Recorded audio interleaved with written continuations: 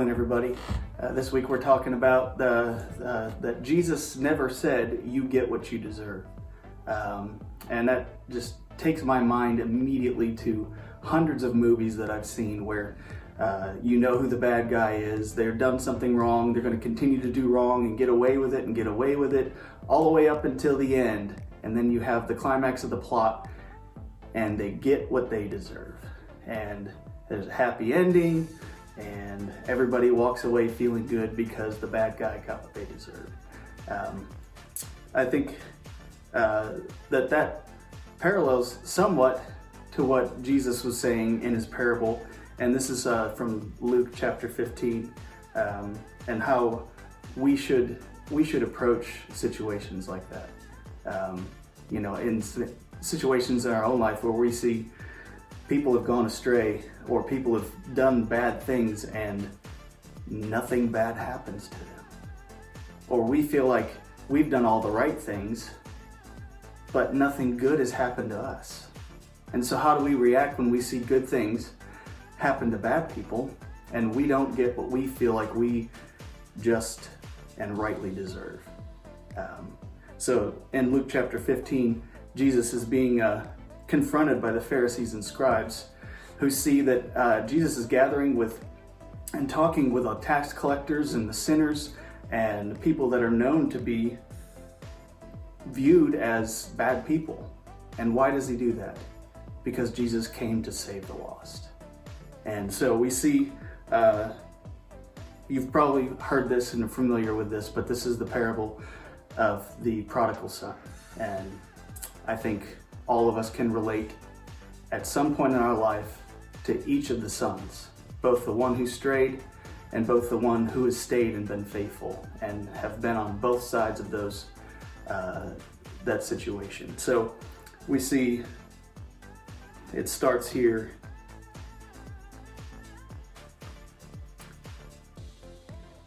in verse 11. It says, "A certain man had 2 sons, and the younger of them said to his father, 'Father, give me the share of the estate that falls to me.' And he divided his wealth between them.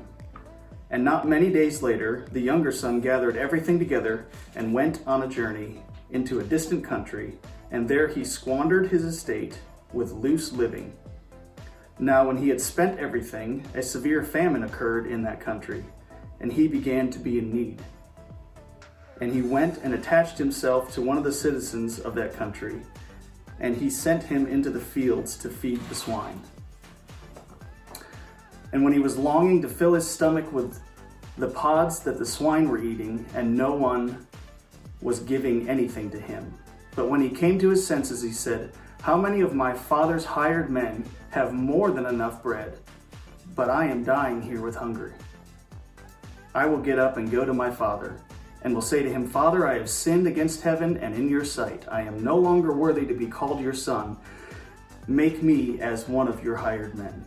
He got up and came to his father. But while he was still a long way off, his father saw him and felt compassion for him, and ran and embraced and kissed him. And the son said to him, Father, I have sinned against heaven and in your sight. I am no longer worthy to be called your son. But the father said to his slaves, Quickly, bring out the best robe and put it on him, and put a ring on his hand and sandals on his feet. And bring the fatted calf, kill it, and let us eat and be merry. For this son of mine was dead and has come to life again. He was lost and has been found. And they began to be merry. Now his older son was in the field. And when he came and approached the house, he heard music and dancing. And he summoned one of the servants and began inquiring what these things might be. And he said to him, Your brother has come, and your father has killed the fatted calf, because he has received him back safe and sound. But he became angry and was not willing to go in, and his father came out and began entreating him. But he answered and said to his father, Look, for so many years I have been serving you. I have never neglected a command of yours, and yet you have never given me a kid, that I might be merry with my friends. But when the son of yours came, who has devoured your wealth with harlots, You killed the fatted calf for him." And he said to him, "My child, you have always been with me, and all that is mine is yours. But we will be merry and rejoice, for this brother of yours was dead, and has begun to live, and was lost, and has been found." So I know that I can relate to both of those, because I've definitely been the wayward sinner. I have definitely strayed away from what God had planned for me, and I have been welcomed back and been rejoiced over for coming back.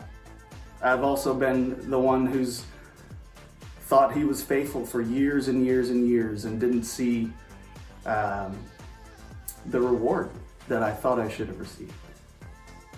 And I bet that you have been on that way too, that you've been on both sides of that. So the question is,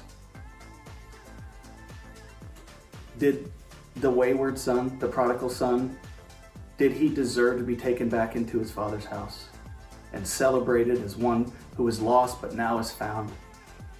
No.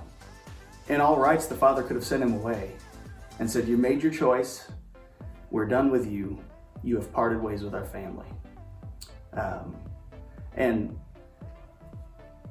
I just think that's an amazing picture of God's mercy for us and God's grace that he extends and says, "You deserve so much harsher of punishment, but I have sent my son to take upon himself the punishment so that I may take you in and celebrate you being part of the family of God."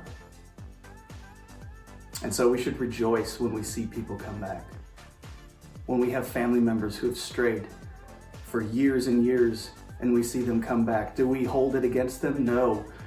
We celebrate that God has changed them and that they are lost and are now found. The same way that we were lost and are now found. So I hope that encourages you this morning. We'll see you later.